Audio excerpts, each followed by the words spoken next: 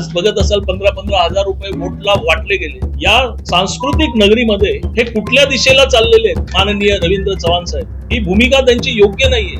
आज एवढ्या मोठ्या पदावर 4-4 वेळा आमदार आहेत, 3-3 वेळा मंत्रीपद आहे आणि आता प्रत्यक्ष प्रदेश अध्यक्ष आहे. त्यांना स्वतःचा गड, स्वतःचं शहर, स्वतःचा मतदारसंघ जर बांधता आला नाही तर भाजपाने त्यांना कुठल्या बेसवर प्रदेशाध्यक्ष पद दिलं? आज गेले 7 आठवडे बघतोय आम्ही कुठल्या तरी एखादा कार्यकर्त्याला पकडायचा आणि प्रवेश द्यायचा. शिवसेनेचे तुम्ही 100 कार्यकर्ते जरी फोडले तरी त्यातून 1000 कार्यकर्ते तयार होण्याची क्षमता या शिवसेनेमध्ये आहे, हे त्यांनी लक्षात ठेवावं.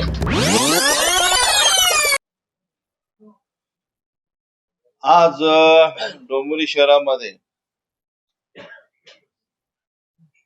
भारतीय जनता पार्टीचे 4 वेळा असलेले आमदार आणि भारतीय जनता पार्टीचे अध्यक्ष रवींद्र चव्हाण साहेबांनी आज आमच्या पदाधिकाऱ्याचा आज प्रवेश घेण्यात आलेला आहे. मधल्या 1 महिन्यापूर्वी सन्माननीय शिवसेना पक्षाचे मुख्य नेते आदरणीय माजी मुख्यमंत्री आणि आताचे उपमुख्यमंत्री एकनाथजी शिंदे साहेब आणि भारतीय जनता पार्टीचे मुख्यमंत्री सन्माननीय देवेंद्रजी फडणवीस साहेब यांच्या चर्चा झाल्यानंतर की भारतीय जनता पार्टीचा कुठलाही पदाधिकारी शिवसेनेत घ्यायचा नाही आणि शिवसेनेचाही पदाधिकारी भारतीय जनता पार्टीमध्ये घ्यायचा नाही असं ठरलेलं असताना सुद्धा आज आमच्या एका पदाधिकाऱ्याचा आज प्रवेश घेण्यात आलेला आहे. मी त्याचा निषेध करतो. आदरणीय अटल बिहारी वाजपेयी साहेब असतील, आदरणीय लालकृष्ण अडवाणी साहेब असतील आणि आदरणीय प्रमोदजी महाजन साहेब असतील आणि आमचे वंदनीय बाळासाहेब ठाकरे साहेबांनी या भारतीय जनता पार्टी शिवसेना हा महायुतीचा महायुती ही वर्षानुवर्ष या युतीच्या माध्यमातून आपण काम करत आहोत. केंद्रामध्ये पण महायुतीची सत्ता आहे, राज्यामध्ये पण महायुतीची सत्ता आहे आणि मग ते असून सुद्धा राज्यामध्ये ठरलेलं असून सुद्धा आज आमच्या एका कार्यकर्त्याचा प्रवेश घेण्यात आलेला आहे. आज आमच्याही शिवसेना पक्षाकडे भरपूर अशी लाईन आहे.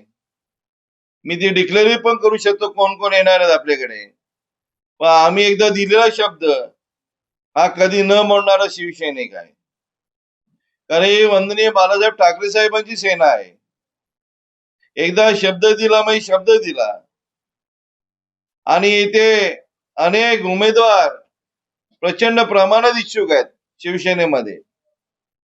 आज भारतीय जनता पार्टीकडे उमेदवार नसल्यामुळे 4-4 वेळा आमदार असून सुद्धा कुठल्याही संघटनेचा बांधणी न केल्यामुळे आज शिवसेना पक्षाचे उमेदवार फोडण्याचं काम रवींद्र चव्हाण साहेब करत आहे. अनेक प्रलोभन, अनेक हे देऊ ते देऊ अशी प्रलोभन देऊन आमच्या पदाधिकाऱ्यांना फोडण्याचं काम रवींद्र चव्हाण साहेब करत आहेत. हे अतिशय चुकीचं आहे. मी त्याचा निषेध करतोय कारण ही आपली महायुती आहे आणि महायुती वर्षानुवर्ष आपण चालवणारी महायुती आहे आणि ही महायुती अभेद्य राहावी अशी शिवसेना पक्षातर्फे जोरदार मागणी आहे. कारण केंद्रामध्ये पण महायुती आहे, राज्यामध्ये पण महायुती आहे आणि आमचे नेते आदरणीय एकनाथजी शिंदे साहेबांनी सांगितलेलं आहे कुठल्याही हालतमध्ये काही न झालं तरी युती धर्म पाळला पाहिजे आणि आम्ही सर्व शिवसैनिक पाळत आहोत. पण आज पदाधिकारी घेतल्यामुळे मी आज निषेध व्यक्त करतो. हा वरच्या लेवलचा विषय आहे. वरिष्ठ पातळीवर निर्णय घेतला जाईल तरी पण आमचे राज्याचे कदम बोलतील. गेल्या अनेक दिवसांपासून आपण बघत असाल या प्रगतिशील महाराष्ट्रात आणि सुशिक्षित सुसंस्कृत डोंबिवलीमध्ये स्थानिक आमदार तथा महाराष्ट्राचे प्रदेश अध्यक्ष रवींद्र चव्हाण साहेब एवढ्या मोठ्या हुद्द्यावर असलेले भाजपाचे माननीय प्रदेश अध्यक्ष रवींद्र चव्हाण साहेब शिवसेना पक्षाच्या विविध कार्यकर्त्यांच्या घरी जात आहेत, त्यांना विविध प्रलोभनं दाखवतायत व ती प्रलोभनं पदांची आहेत. तुम्हाला MNC देऊ, तुम्हाला महापौर करू, तुम्हाला कुठल्या तरी महामंडळावर घेऊ, तुम्हाला पक्ष म्हणून पक्षात आलात की तुमचा निवडणुकीचा खर्च करू आणि तुम्हाला एक विशिष्ट पॅकेज सुद्धा देऊ पैशांचं. आज हे आरोप एकटा राजेश कदम करत नाही, हा मालवणमध्ये सुद्धा होतोय त्यांच्यावर. आज बघत असाल 15-15 हजार रुपये वोटला वाटले गेले. या सांस्कृतिक नगरीमध्ये हे कुठल्या दिशेला चाललेले आहेत माननीय रवींद्र चव्हाण साहेब? ही भूमिका त्यांची योग्य नाहीये. आज एवढ्या मोठ्या पदावर 4-4 वेळा आमदार आहेत, 3-3 वेळा मंत्रीपद आहे आणि आता प्रत्यक्ष प्रदेश अध्यक्ष आहेत. त्यांना स्वतःचा गड, स्वतःचं शहर, स्वतःचा मतदारसंघ जर बांधता आला नाही तर भाजपाने त्यांना कुठल्या बेसवर प्रदेशाध्यक्ष पद दिलं? आज गेले 7 आठवडे बघतोय आम्ही, कुठल्या तरी एखादा कार्यकर्त्याला पकडायचा आणि प्रवेश द्यायचा. शिवसेनेचे तुम्ही 100 कार्यकर्ते जरी फोडलेत तरी त्यातून 1000 कार्यकर्ते तयार होण्याची क्षमता या शिवसेनेमध्ये आहे, हे त्यांनी लक्षात ठेवावं. एवढंच आम्ही सांगतो. आणि सन्माननीय रवींद्र चव्हाण साहेब, ही युती हिंदू हृदय सम्राट सरसेनापती बाळासाहेब ठाकरे आणि आदरणीय अटल बिहारी वाजपेयी, आदरणीय